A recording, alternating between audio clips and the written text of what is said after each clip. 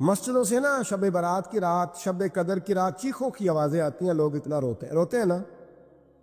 رونا چاہیے، کم روتے ہیں، زیادہ رونا چاہیے. لیکن سوال یہ ہے کہ اتنا زیادہ لوگ شب برات کی رات روتے ہیں، کیا پھر سویرے بددیانتی ختم ہو جاتی ہے؟ جو رات مسجد میں کھل کے رو کے آیا ہے اس کا پروگرام ہے نا کہ اب ملاوٹ کبھی نہیں کرے گا، اب گاہکوں سے جھوٹ کبھی نہیں بولے گا، اب وہ بددیانتی کا معاملہ کبھی نہیں کرے گا. لیکن رات روتا بھی رہے اور سویرے پروگرام یہ ہو کہ میں نے پھر لوگوں کو فریب دینا ہے، داؤ لگانا ہے، تو اس نے توبہ کیا رات کے، یہاں بس یہ ایکٹنگ کر کے لوٹ آیا. آپ بازار میں جائیں تو درجنوں لوگوں نے گن مین بٹھائے ہوئے، ان کا دل نہیں کرتا کہ اضافی تنخواہ دی جائے. کیا مطلب ہے ایک آدمی کو اضافی پیسے دینے کا؟ لیکن وہاں آدمی بٹھایا جاتا ہے، اس کو تنخواہ دی جاتی ہے، اس کی روٹی کا بندوبست کیا جاتا ہے، اس کے سارے ضروریات زندگی کا خیال رکھا جاتا ہے، اور پس منظر یہ ہوتا ہے کہ ڈر لگتا ہے اگر یہ شخص نہ ہوا تو ہمارے چوری ہو جائے گی. اللہ فرماتے ہیں کہ تو جہاں سے ڈرتا ہے تجھے پتا ہے، تو اس طرح کر کہ مجھ سے بھی اتنا ڈر جتنا ڈرنے کا حق ہے. یہ جھوٹ موٹ کا ڈراوا پیدا کر کے ہو اللہ معاف کرے جی. اچھا جناب، ڈرتے ہیں آپ اللہ تعالیٰ سے، آپ نے تو کانوں کو ہاتھ لگائے، تو پھر آپ کیا کر رہے ہیں؟ اللہ معاف کرے جی، میں تو بات نہیں کرتا، بس 2-4 آدمیوں کی پگڑی اچھالوں گا، اس سے زیادہ نہیں. ڈر لگتا ہے جی بات کرتے ہو، 15-20 آدمی بس میرے قابو آئے. یہ کس قسم کا ڈر؟ ڈرنے کا حکم دیا. اور میرے رسول کریم سید عالم صلی اللہ تعالیٰ علیہ وآلہ وسلم نے ارشاد فرمایا کہ تو رب کریم سے دنیا میں ڈر جا. اس طرح ڈرنے کا حق ہے. جب قیامت کا دن آئے گا تو اللہ تجھے ڈرائے گا نہیں، بلکہ اپنی رحمت کی چھاؤں میں جنت میں داخل کر دے گا. یہاں ڈر. ایک جگہ تو اللہ نے فرمایا ڈرو، اور کچھ جگہوں پہ فرمایا کہ جو میرے علم والے بندے ہیں نا، جن کو میں نے علم دیا ہے، عالم ہیں، ان کے بارے میں فرمایا کہ ان کے دلوں میں میری خشیت ہے. انما یخشی اللہ من عبادہ العلماء، اللہ کے بندوں میں سے جو علم والے ہیں وہ اللہ کی خشیت رکھتے. قرآن نے ایک جگہ کہا ڈرو، خوف کا لفظ بھی استعمال کیا، وَلِمَنْ خَافَ مَقَامَ رَبِّهِ جَنَّتَانِ. خوف بھی ہے اور خشیت بھی ہے. ان دونوں کا معنی ایک ہی ہے، ڈرنا. خوف کا معنی بھی اور خشیت کا معنی ڈرنا. جب آپ علماء لغت کو پڑھیں گے، عربی ادب کو جاننے والے لوگوں کا مطالعہ کریں گے، تو انہوں نے یہی لکھا ہے کہ ان دونوں کا معنی ڈرنا ہے. میری طرف دیکھیے، توجہ کریں، کچھ سمجھانے لگا ہوں، اس نقطے کو ضرور سمجھیے گا. خشیت کا معنی بھی ڈرنا ہے، خوف کا معنی بھی. لیکن جب صوفیاء کے پاس جائیں نا، صوفیاء جو قرآن و سنت کی روح کی تفسیر کرنے والے ہیں، تو وہ کہتے ہیں نہیں، خشیت اور خوف میں فرق ہے. خوف اور ہوتا ہے، خشیت صوفیاء اس کی تفسیر اور کرتے ہیں. وہ کہتے ہیں خوف بھی ہوتا ہے اور خشیت بھی ہوتی ہے، الگ الگ چیزیں ہیں، ایک نہیں.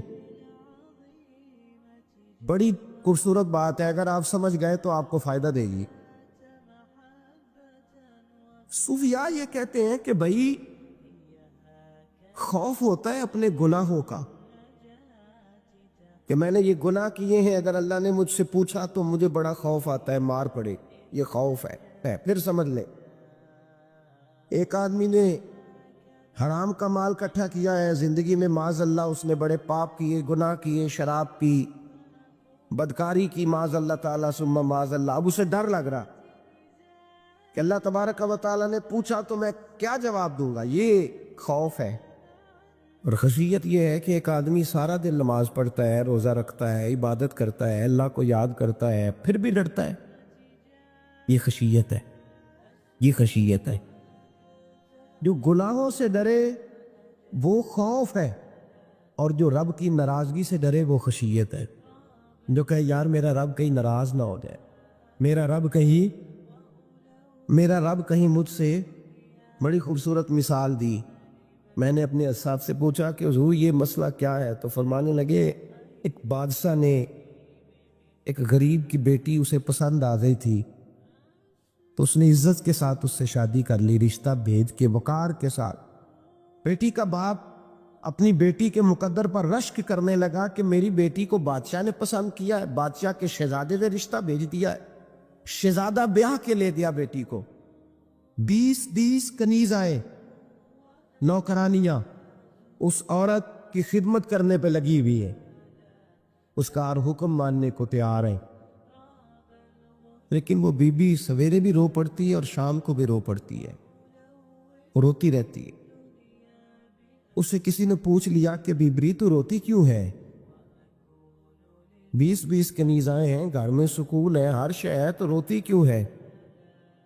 تو وہ کہنے لگی اصل بات یہ ہے کہ جو کچھ مجھے ملا ہے میں اس کے قابل نہیں تھی، تو میں ڈرتی ہوں میرا سائی کہیں ناراض نہ ہو جائے، وہ ناراض نہ ہو جائے، میں قابل نہیں تھی، میری اوقات نہیں تھی۔ یہ من عالم کے من دانم، میں جو ہوں اس کا مجھے پتا تو ہے، اس نے میری حیثیت سے، میری اوقات سے، میرے ظرف سے، میری محنت سے بڑا بڑھ کے مجھے عطا کر دیا، میری چونکہ اوقات سے زیادہ دے دیا، تو میں ڈرتی ہوں وہ ناراض نہ ہو جائے، کہیں میری یہ کھیل، یہ جو میں نے گھونسلہ بنایا ہے، یہ کہیں میرا ٹوٹ نہ جائے۔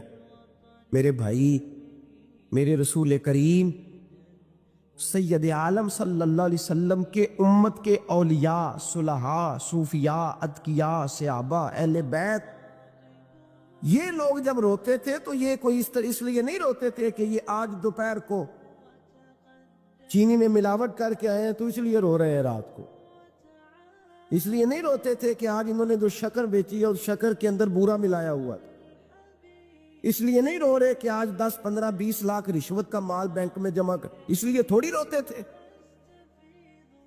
یہ تو اس لیے روتے تھے کہ اللہ تو نے بڑا کچھ عطا کیا ہے، کہیں ہم سے ناراض نہ ہو جانا۔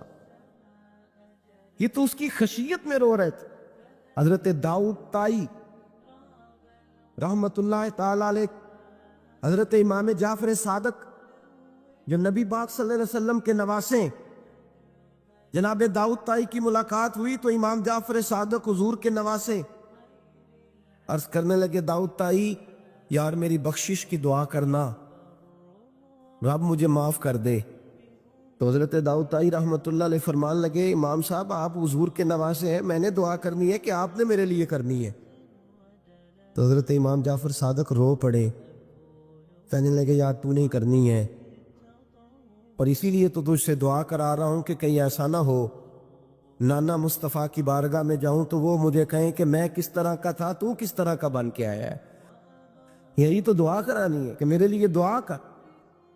جو جتنا بڑا ہوتا تھا نا اتنی زیادہ خشیت ہوتی، اور گناہگار کے تو اللہ تبارک و تعالیٰ بعضوں کا سزا دیتا ہے، آنسو شلب ہو جاتے، اس کو تو اپنے گناہوں پہ رونا ہی نہیں آتا، وہ تو روتا ہے بچہ نہ ہو تب روتا ہے، وہ تو روتا ہے پیسے نہ ہو تب روتا ہے، وہ تو اس وقت روتا ہے جب اس کا مال چلا جائے، اس کو تو بعضوں کا گناہگار کو تو بعضوں کا سزا ملتی، اللہ فرماتے تو دنیا کے لیے روئے گا، میرے لیے نہیں رو سکتا۔ اور جو رب کریم کے بندے ہوتے ہیں انہیں اللہ کہتا تو دنیا سے بے نیاز ہے، تیری آنکھ سے آنسو جب بھی ٹپکے یا میرے لیے ٹپکنا چاہیے یا محمد مصطفیٰ کے لیے ٹپکنا چاہیے۔ آپ اگر اس بات کو تھوڑا سا غور کے ساتھ سمجھے تو تمام اولیاء صلحاء کیا یہ رو رہے، تڑپ رہے، کیا اس کی وجہ تھی؟ نمازیں کم رہ گئی تھی، روزوں میں کمی تھی، فرائض ادا نہیں کرتے تھے کہ رویا کرتے تھے؟ کیوں روتے تھے؟ حضرت سیدنا عمر فاروق رضی اللہ تعالیٰ عنہ کے بارے میں صحابہ کہتے، جناب عمر فاروق جب نماز پڑھاتے اتنا رویا کرتے تھے کہ 7ویں صف تک ان کے رونے کی آواز جایا کرتی، 7ویں صف تک ان کے رونے کی آواز جاتی۔ ہم لوگ بن کے بیٹھ گئے ہیں، ہم لوگ بن کے بیٹھ گئے، ہم یہ سمجھتے نہیں کہ ہماری حیثیت کیا تھی اور رب کریم نے ہمیں نوازا کیا ہے۔ آپ پڑھیے کتابیں، میرے رسول پاک صلی اللہ علیہ وسلم فرماتے ہیں میرا عمر جس گلی سے گزرے شیطان رستہ بدل جاتا ہے۔ نبی پاک فرماتے ہیں میرا عمر جب تک دنیا میں رہے گا دوزخ کو تالا لگا رہے گا۔ اس صاحب اسد الغابہ نے لکھا ہے نبی پاک صلی اللہ علیہ وسلم نے حضرت جبریل امین کو بلایا، فرمایا چل میرے عمر کی شان بیان کر۔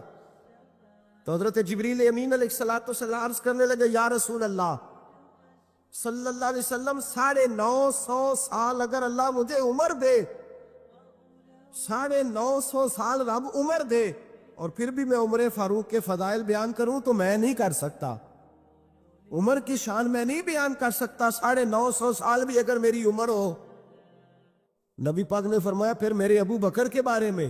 عرض کی یا رسول اللہ ابو بکر کی تو بات اس سے بہت آگے کی ہے نا، وہ نبی پاک کتنی عظمت بیان کر رہے ہیں، کس قدر زیادہ رسول کریم صلی اللہ تعالی علیہ وآلہ وسلم ان کی عظمت بیان کرتے ہیں۔ حضرت عمر کیا کہتے ہیں، وہ لوگوں کو بتاتے پھرتے ہیں کہ تم نے دیکھا ہے نا میری کتنی عظمت ہے، وہ یہ نہیں کہتے۔ حضور فرماتے ہیں عمر کی بڑی شان بڑی شان بڑی شان، اور عمر کے پاس جب بھی کوئی جاتا ہے کہتے ہیں عمر آپ کا کیا مقام ہے، تو عمر فرماتے ہیں میں تو اونٹ چرانے والے کا بیٹا ہوں، میں تو اونٹ چرانے والے کا بیٹا ہوں، میں تو اونٹ چرایا کرتا تھا، میں تو 10 اونٹ نہیں سنبھال سکتا۔ حضرت فاروق اعظم رضی اللہ تعالیٰ عنہ سے کوئی پوچھتے جناب عمر آپ کا کیا حال ہے، تو آپ فرماتے یہ تو میرے مقدر ہے کہ میری بہن نے قرآن سنایا تو میں در رسول تک پہنچ گیا، ورنہ مجھے پوچھنے والا کوئی نہ ہوتا۔ کبھی جناب علی المرتضیٰ کا بازو پکڑ کے کہتے ہیں علی تو نہ ہوتا تو عمر ہلاک ہو جاتا۔ بھائی حضور شانیں بیان کرتے ہیں، نبی پاک کہتے ہیں میرے ابو بکر نے احسانات کیے، بڑے احسانات کیے، میں نے سب کا بدلہ چکا دیا، ابو بکر کا نہیں چکایا، اللہ کی بارگاہ میں عرض کروں گا یا اللہ تو ہی اسے بدلے دے۔ اور جناب ابو بکر صدیق سے کوئی پوچھتا ہے ابو بکر آپ کا کیا حال ہے، تو ابو بکر صدیق فرماتے ہیں مجھ سے میرے اندر کا عالم نہ پوچھو، اگر قیامت کے دن اعلان ہوا نا کہ سارے لوگ بخشے گئے ایک باقی بچا ہے تو مجھے ڈر لگتا ہے اکیلا ابو بکر ہی بچ جائے گا جو نہیں بخشا جائے گا، مجھے ڈر آتا ہے۔ او بھائی بن کے بیٹھ گئے لوگ، لوگوں کو پوچھ کر کے دیکھے، کہتے ہیں کیا پاپ کیا ہے، کیا ہو گیا ہے، خشیت سے کانپتی ہوئی روحیں، تڑپتے ہوئے میرے رسول پاک کے غلام، اولیاء اللہ صوفیاء کرام کے رونگٹے کھڑے ہیں رب کریم کے خوف سے، جو جتنا مالک کو جانتا ہے اتنا کانپ رہا ہے، اتنا ڈر رہا ہے، جس کی آنکھوں سے آنسو خشک ہے، مطلب یہ ہے یہ رب کو جانتا ہی نہیں، اسے کیا خبر اس کا جلال کتنا ہے، اسے کیا خبر اس کا عذاب کتنا ہے، تو کیا جانے ان بطش ربک لشدید، جب وہ پکڑتا ہے تو بڑا سخت پکڑتا ہے۔ حضرت عثمان غنی کو 3 دفعہ میرے نبی پاک نے فرمایا جنتی ہے، جنتی ہے، العثمان فی الجنہ، العثمان فی الجنہ، العثمان فی الجنہ، 3 دفعہ حضور نے جنت کی بشارت دی۔ میرے مصطفیٰ کریم نے فرمایا میرا عثمان گلی سے گزرے تو فرشتے بھی اس کی حیا کرتے ہیں۔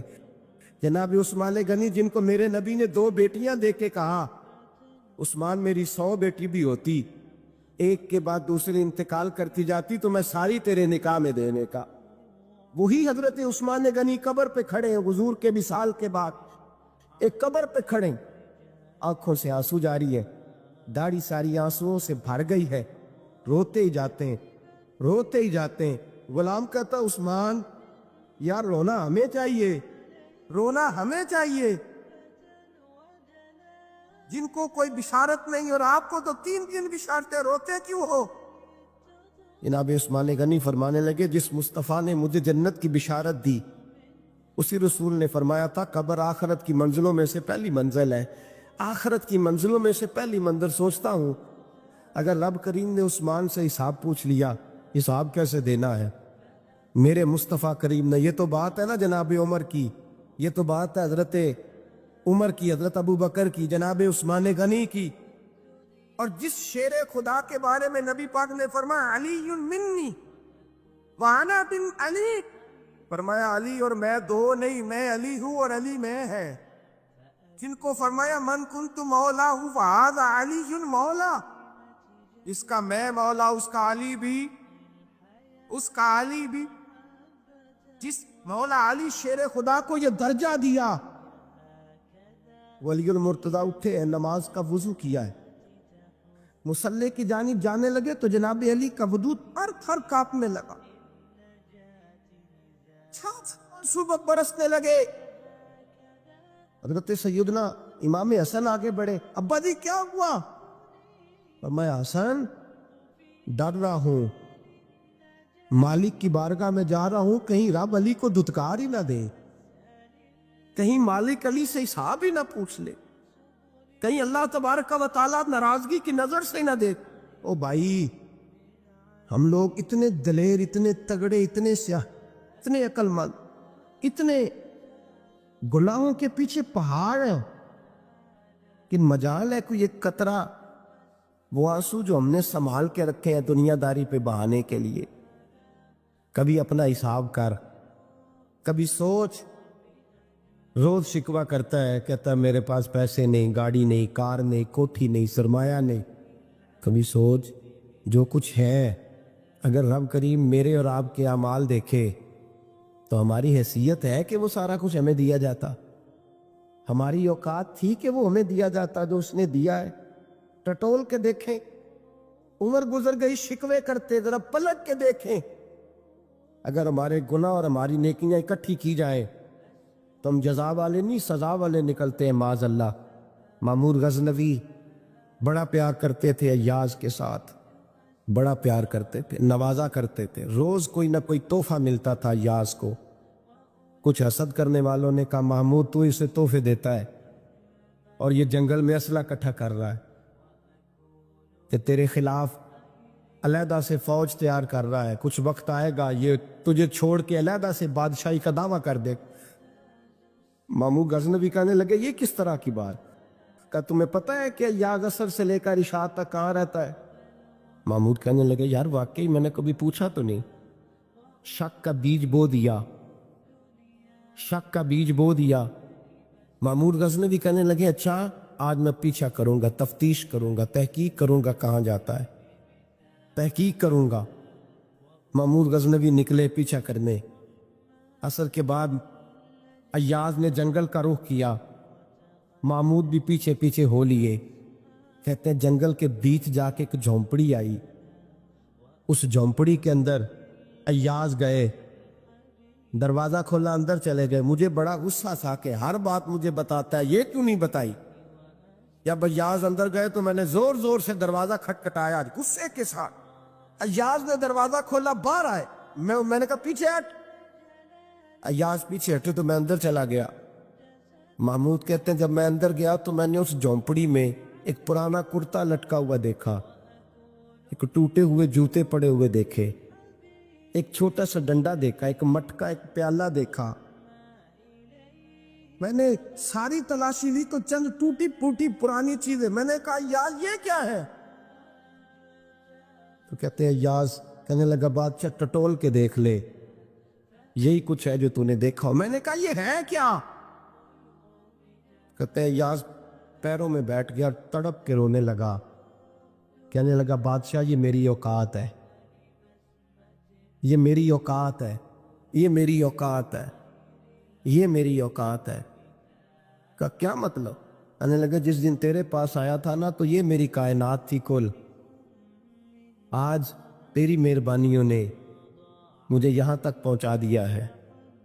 میں جو تیرا غدار نہیں نہ ہوتا، میں جو تیری نافرمانی نہیں کرتا، اس لیے نہیں کرتا کہ میں ہر شام آ کے اپنی اوقات یاد کرتا ہوں، اور پھر مجھے روز رات کو میرا نفس کہتا ہے اس کا وفادار رہنا، اس کا وفادار رہنا۔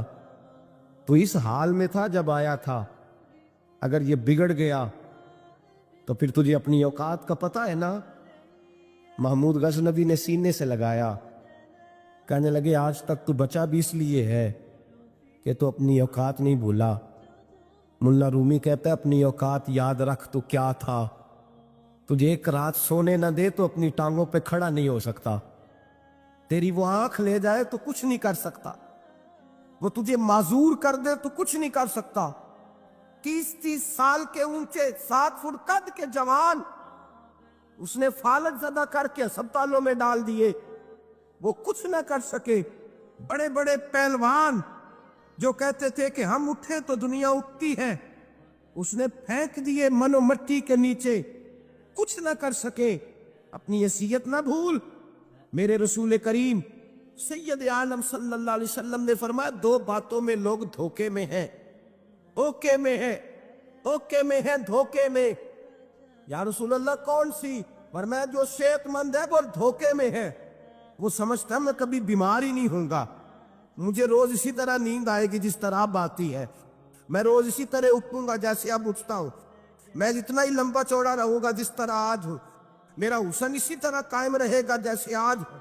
تو دھوکے میں ہے، دھوکے میں۔ بڑے بڑے آئے اور بڑے بڑے مٹی کا ڈھیر ہو گئے، فنا ہو گئے، کل من علیہ فان، فنا ہو گئے، کوئی پوچھنے والا نہ رہا۔ اور میرے رسول پاک نے فرمایا جو فارغ ہے، جن کو رب نے اپنی عبادت کے لیے فارغ کیا، اپنے دین کی نوکری کے لیے فارغ، وہ بھی دھوکے میں ہیں، وقت ضائع کر رہے، چوک اور چوراہے میں کھڑے ہیں۔ میرے بھائی، جب اپنی حیثیت انسان بھولتا ہے، حیثیت بھولتا ہے، پھر وہ شکوہ کرتا ہے۔ جب اپنی اوقات بھولتا ہے پھر شکوہ کرتا ہے۔ جب وہ بھول جاتا ہے کہ میں کیا تھا، پھر وہ شکوہ کرتا ہے۔ حضرت سیدنا امام احمد رحمۃ اللہ علیہ بازار میں کھڑے تھے تو بادشاہ کا بیٹا گزرا، آ کر کے گزرا، آپ نے بازو پکڑ کے کھینچا اور میں جا کے اپنی ماں سے پوچھ اور اپنے باپ سے پوچھ تیری اوقات کیا ہے۔ اکڑ کے چلتا ہے، جا پوچھ ان سے تیری حیثیت کیا ہے۔ حضرت جناب سیدنا امام احمد نے ڈانٹا تو واپس آیا، آگے کہنے لگا ابا وہ امام کیا کہتا تھا کہ میری اوقات کیا ہے، کیا اوقات ہے میری؟ تو باپ اور ماں دونوں گھورنے لگے، کہنے لگے بیٹے ہمارے پاس دولت بھی تھی، گھر بھی تھا، مکان بھی تھا، جائیدادیں بھی تھی، بادشاہت بھی تھی، پر ہم دنیا کے دروازوں سے بھیک مانگ مانگ کے تھک گئے تھے۔ عرش کا مالک ایک بیٹا عطا نہیں کرتا تھا، ایک بیٹی نہیں دیتا تھا، تھک گئے تھے، روتے تھے، سسکتے تھے۔ پھر وہی امام احمد جنہوں نے آج تجھے گلی میں کھڑا کیا ہے، اس کے دروازے پہ جا کے بیٹھ گئے۔ ہم نے کہا رب ناراض ہو گیا، دعا کرو ہم سے راضی ہو جائے، چلو زیادہ نہیں، 1 لال ہی ہمیں دے دے۔ کہ امام احمد دعائیں کیا کرتے تھے تو تب اللہ پاک نے تو ہمیں عطا کیا تھا تیری۔ او بھائی، یہ جو ایمان ہوتا ہے یہ بندے کو طاقتور کرتا ہے، بندہ مضبوط ہو جاتا ہے۔ مجھے بتائیے نا، جب ایمان پکا ہو کہ روزی دینے والا اللہ ہے تو پھر بندہ کسی مالدار آدمی کے پیچھے کبھی بھاگتا ہے، کبھی کسی بڑے آدمی سے ڈرتا ہے؟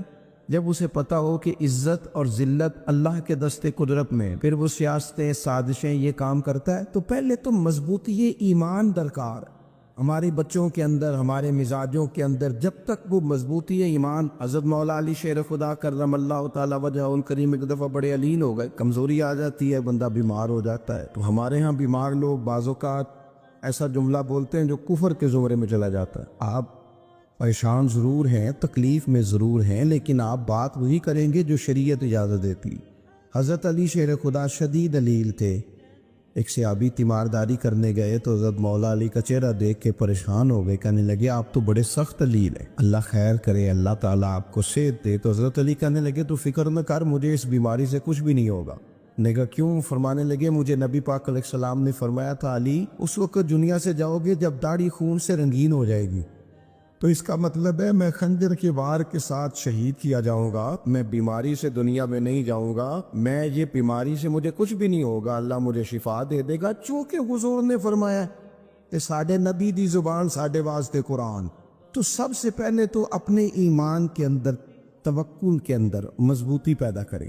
مسلمان دیکھو نا، نماز پڑھنے سے روزی میں برکت ہوتی ہے، تو پھر اس کا مطلب یہ ہے کہ جب ٹائم آئے نا نماز کا تو گاہ تو جتنے مرضی کھڑے ہوں پھر دکان بند کرنی چاہیے، پھر نماز پڑھنی چاہیے، کیونکہ روزی تو اللہ نے دینی ہے، گاہکوں نے تو دینی۔ تو سب سے پہلے ضروری ہے مضبوطی ایمان، توکل، اللہ کی ذات پر بھروسہ۔ آپ کبھی میدان کربلا کا پورا نقشہ اپنے سامنے رکھیں نا، 2 چیزیں ہیں۔ امام حسین کو نظر آ رہا ہے اب شہادت ہو جائے گی، اتنی بڑی فوج آئی ہے، خدا کی حکمت کے تقاضے سمجھ میں آ رہے ہیں، حالات کیا ہوں گے سمجھ آ رہی، پر ایک لمحے کے لیے بھی ان کا توکل کمزور نہیں ہوا۔ اپنے رب پر جو مضبوط بھروسہ ہے. سیدہ طیبہ طاہرہ حضرت فاطمہ الزہرا رضی اللہ تعالیٰ عنہ اونٹ کے بالوں کی بنی ہوئی چادر اوڑھ کر چکی پیس رہی تھی. یا بیویاں بڑا روتی ہیں، غریبی بڑی ہے، بڑی غریب بھی ہے. حالانکہ اب کون بندہ پیوند والے کپڑے پہنتا ہے جی؟ اب تو بڑی مشکل سے وہ لوگ ملتے ہیں جو جوتا ٹوٹ جائے تو گانٹھ کے پہنے، ورنہ تو نئے جوتے آ جاتے ہیں. حضرت سیدہ پاک اونٹ کے بالوں کی بنی ہوئی چادر اوڑھ کے چکی پیس رہی تھی. نبی پاک صلی اللہ علیہ وسلم نے دیکھا، آنکھوں میں آنسو ضرور آئے، پر محبوب نے فرمایا فاطمہ دنیا میں تھوڑی سی تکلیف برداشت کرو، قیامت کی ساری عزت اللہ آپ کو ہی عطا فرمائے گا. تو توکل کی مضبوطی، اللہ کی ذات پر بھروسہ، اپنے رب کریم کے ساتھ امیدوں کا وابستہ کرنا، اس سے مضبوطی آئی. دوسرا فرمایا وَعَمِلُوا الصَّالِحَاتِ، بہترین عمل کیا جائے زندگی میں، نیک اعمال کیے جائے، وقت ضائع نہ کیا جائے. ہر وقت کوئی نہ کوئی کام بندہ کرتا رہے. یہاں بہت سارے لوگ ہیں جن کو لوگ نیک کہنا شروع کر دیتے ہیں نا، وہ سمجھ لیتے ہیں شاید ہم سچی مچی نیک ہیں. لوگ جو کہتے ہیں حضرت صاحب کی بلا، پیر صاحب کی بلا، میں یہ طالب علموں کو، دوستوں کو، بلکہ اپنے آپ کو بھی کئی دفعہ کہتا رہتا ہوں، اپنے آپ کو سمجھاتا ہوں کہ یہ لوگ تجھے کہہ رہے ہیں حضرت صاحب، یہ تو رات کو تو اپنے آپ سے پوچھنا، اپنے رب سے پوچھ. کبھی موقع ملے تو اپنی گریبان میں جھانک، غور کر کے تیری کیفیت کیا ہے. تنہائی میں تیرا دل اللہ سے جڑتا ہے کہ نہیں؟ عبادت میں دل لگتا ہے کہ نہیں؟ خدا کا خوف دل میں رہتا ہے کہ نہیں؟ غریب کی محبت، عزیزوں قربت والوں کا احساس طبیعت میں موجود رہتا ہے کہ نہیں؟ ویسے تو میرا مطلب ہے، لوگ کہہ دیتے حاجی صاحب آپ بڑے سخی ہیں، تو اس سے تو نہیں نا بندے نے سخی ہونا. سخی تو تب ہونا ہے جب اللہ کی بارگاہ میں مقبول ہو. اعمال صالحہ، نیک کام، اور وہ کرتا رہے بندہ. کوئی بھی کام اسے نیکی کا مل جائے نا. دیکھنا اپنا معیار ہر انسان نے بنایا ہوتا ہے کامیابی کا. کچھ لوگوں کا خیال یہ ہوتا ہے کہ بچے میرے پڑھ گئے، اپنی اپنی جگہ پہ سیٹ ہو گئے، میں اب بڑے سکون میں ہوں. کچھ کی رائے یہ ہوتی ہے کہ میں نے سب بچے بچیوں کا بیاہ کر دیا ہے، گھر میرا بن گیا ہے، اب میں بڑے آرام میں ہوں، قرار میں ہوں، سکون میں ہوں. تو اپنی اپنی رائے ہوتی ہے، لیکن حقیقت وہ ہے، اصل وہ ہے جسے اللہ کے قرآن نے بیان کیا. اللہ کریم نے فرمایا والعصر، اے محبوب علیہ السلام ہمیں آپ کے زمانہ مبارکہ کی قسم ہو، ان الانسان لفی خسر، فرمایا بے شک انسان خسارے میں، نقصان میں. اپنے تئیں کوئی دعویٰ کر لیتا ہے. آپ دیکھتے ہیں کہ بہت سارے لوگوں کے دعوے اپنے اپنے ہوتے ہیں نا. کسی بھی طالب علم سے آپ پوچھیں پیپر دے کے آئے تو پیپر کیسا ہوا ہے، تو کیا کہتا ہے؟ جب کینڈیڈیٹ الیکشن لڑتے ہیں تو رات کو جب وہ سوتے ہیں تو سارے جیت کے ہی سوتے ہیں. ان کو سب یہی کہتے ہیں کہ لوگ سارے تیرے ساتھ ہی ہیں. حالات یہ جتنے بادشاہ حکمران ہوتے ہیں، ان کے بگڑنے کی بنیادی وجہ ہوتی ہے کہ یہ خوش فہمیوں میں مبتلا ہوتے ہیں. ہم میں سے بھی ڈھیر سارے لوگ ہیں جو خوش فہمیوں میں مبتلا ہیں. کچھ کہتے ہیں جناب ہماری نسبت بڑی تگڑی ہے. بھئی نسبت تو امام حسین سے تگڑی تو کسی کی نہیں نا. تو ساری رات نماز پڑھتے تھے، روزے رکھتے تھے، اللہ کو یاد کرتے تھے. آپ خالی نسبت پر بیٹھ کر عمل چھوڑ جائیں تو یہ کیسے ممکن ہے؟ تو اپنے اپنے تئیں لوگوں نے معیار کامیابی کے قائم کر لیے ہیں. اللہ فرماتا ہے کہ محبوب مجھے قسم وہ زمانے کی، انسان نقصان میں. یہ دن بدن جو وقت گزار رہا ہے تو اس کا نقصان، اس کا خسارہ، اس کا گھاٹا بڑھتا جا رہا ہے. روز نقصان میں. کتنا کتنا عمر کا حصہ لوگوں نے ضائع کر دیا. کتنے کتنے بہترین لوگ تھے لیکن روزی روٹی کے پیچھے وقت سارا برباد ہو گیا. یہ رزق حلال کے لیے دوڑ دھوپ ہو وہ تو بڑی بات، لیکن تکبر کے لیے اور خواہشات، بیجا خواہشات کی تکمیل کے لیے، ایک دوسرے سے آگے بڑھنے کے لیے بڑا وقت ضائع کیا لوگوں. اچھا کوئی بھی نہیں جیتا، خاندانوں میں بھی کوئی نہیں جیتا، برادریوں میں بھی کوئی نہیں جیتا، پر لڑائی ساری زندگی کی ہے. میں نے آگے گزرنا، میں نے اب، حالانکہ کوئی کسی کو جیتنے دیتا ہی نہیں. اپنے اپنے تئیں لوگوں نے معیار قائم کیے کامیابی کے. اللہ فرماتے ہیں بے شک انسان نقصان میں ہے، لیکن جس میں 4 خوبیاں پائی جائیں، اللہ کا قرآن کہتا ہے وہ بندہ کامیاب ہوئے. کون کون سی؟ الا الذین آمنوا، سب نقصان میں نہیں سوائے ان لوگوں کے جو ایمان لائے. سب سے پہلے کیا کرے؟ ایمان ہو اس کے پاس، مضبوط ایمان. وعملوا الصالحات، اور ایمان بھی لائے اور نیک کام بھی کرے. اور صرف نیک کام نہ کرے، وتواصوا بالحق، لوگوں کو حق بات کی نصیحت بھی کرے. اور ظاہر ہے سچ بولے گا، حق بولے گا تو بڑے لوگوں کے مفادات کو ٹھیس پہنچے گی، کچھ لوگوں کو تکلیف بھی ہوگی. تو اب جب تکلیف ہوگی تو پھر مصیبت بھی آئے گی. تو اگر حق بات کہنی ہے تو پھر کیا کرے؟ وَتَوَاصَوْا بِالصَّبْرِ، اور ایک دوسرے کو صبر کی بھی وصیت کرے. 4 چیزیں پائی جائیں: ایمان، اعمال صالحہ، حق کی نصیحت، اس رستے میں آنے والی تکلیف پر صبر. اگر یہ 4 چیزیں میسر آتی ہیں تو اللہ کا قرآن کہتا ہے بندہ کامیاب ہے. اور اگر یہ 4 چیزیں نہیں تو پھر کو بندہ جتنا مرضی دعویٰ کرے، جتنا مرضی شور کرے، جتنا مرضی اعلان کرے، وہ کامیاب ہو سکتا. سب سے پہلے تو اپنا ایمان پکا کرے. یہ جو کچی پکی باتیں کرتے ہیں نا لوگ، مسلمان جو ہوتا ہے نا، مسلمان وہ لاوارث نہیں ہوتا، وہ وارث والا ہوتا ہے. اس کا رب ہر وقت اپنی رحمت سے اس کی حفاظت کرتا ہے. مسلمان ہر وقت نبی پاک علیہ السلام کی نگاہ کرم میں رہتا ہے. اسے کمزور باتیں نہیں کرنی چاہیے کہ میرے کو پیچھے چڑھ گیا تو پتہ نہیں کیا ہو جائے گا، برادری مخالف ہو گئی تو پتہ نہیں کیا ہو جائے گا، سچ بول دوں گا تو لوگ پتہ نہیں مجھے مار دیں گے. ایسا ہو نہیں سکتا. چھری حضرت ابراہیم چلائے بھی نا تو حضرت اسماعیل کے حلق پہ چلنا اس نے تب بھی ہے جب اللہ حکم کرے گا. تو اللہ کی حکمت ہوگی، حکمت الہی ہوتی ہے تو کوئی کام ہوتا ہے، ورنہ ہوتا. تو اپنی طبیعت میں مضبوط ایمان، توکل، اللہ پہ بھروسہ، مضبوطی افکار کی، کچی باتیں نہیں. دیکھو نبی پاک صلی اللہ تعالیٰ علیہ وسلم نے فرمایا نیکی کو کبھی حقیر نہیں سمجھنا، کبھی ایکارت سے نہیں نیکی کرنی کہ یہ بڑی چھوٹی ہے تو میں اس کو کروں. اب فرمایا کبھی حقیر نہ سمجھنا، نیکی کا کام جو بھی ملے کر دینا. فرمایا اگر بھائی سے مسکرا کے ملو گے بنا تو اس پر بھی اللہ تمہیں صدقے کا ثواب عطا کرے گا. ہم تو اس دین سے کے ماننے والے ہیں جو کہتے ہیں تو گلی سے روڑا اٹھا دے، کانٹا اٹھا دے، کسی کی تکلیف دور کر دے، کسی اس پر گنجائش کر دے، کسی کے لیے آسانی کر دے. جو بھی خیر کا کام میسر آئے پورے دن میں اسے چھوڑے نہیں. صبح گھر سے نکلے، وہ ایک صحابی تھے، غالباً تابعی تھے، تو بازار جاتے اپنے غلام کے ساتھ تو سارا بازار گھوم کے واپس آ گئے. خادم نے کہا جناب کو نہ کوئی خریدا نہ کچھ بیچا. تو آپ سارا بازار گھوم کے آ گئے. فرمانے لگے تیرا کیا خیال ہے؟ میں نے کچھ بھی نہیں کیا. کہا جناب پھر کیا کیا ہے؟ فرمانے لگے تم نے دیکھا جو بندہ بھی گزرا میں نے اس کو کہا السلام علیکم، تو کتنی کو نیکیاں میں جمع کر کے آ گیا ہوں. کوئی خیر جو میسر آئے. ہم سمجھتے ہیں کہ شاید کو کروڑ کو روپیہ ہوگا تو پوری مسجد بناؤں گا تو پھر میں نے نیکی کر دی. شاید جناب میں، حالانکہ یہ چھوٹے چھوٹے کام ہیں نا، چھوٹے چھوٹے کام، ان کی تو زیادہ ضرورت ہوتی ہے، ان کی تو زیادہ حاجت ہوتی ہے. کوئی آپ رستے میں گزر رہے ہیں تو نیچے کوئی کھڈا بنا ہوا ہے تو اس پر ہم کیا کرتے ہیں؟ گاڑی میں بیٹھ کے تبصرہ کرتے ہیں اے روڈ کھورے کا تو بننا ہے بھئی، یہ کھڈا ہے نا تو آپ نیچے اترے نا تو آپ دھاوڑا لے نا، کئی پکڑے نا، یہ تو 5 منٹ کا کام ہے، یہاں آسانی کر دے نا، آپ اس میں گنجائش کر دیں. حضور سید عالم علیہ السلام نے فرمایا، امام راضی نے حدیث لکھی ہے، قیامت کے دن ایک بندے کو اللہ معاف کرے گا تو مالک وہ بندہ عرض کرے گا یا اللہ میں تو بڑا گنہگار ہوں، کس وجہ سے معافی ہوئی؟ فرمایا رات کے وقت تو گزر رہا تھا، تیرے پیر سے روڑا ٹکرایا تھا، تو نے اٹھایا ادھر ادھر دیکھ کے کہ کوئی اللہ کی کسی بندے کو تکلیف نہ ہو جائے.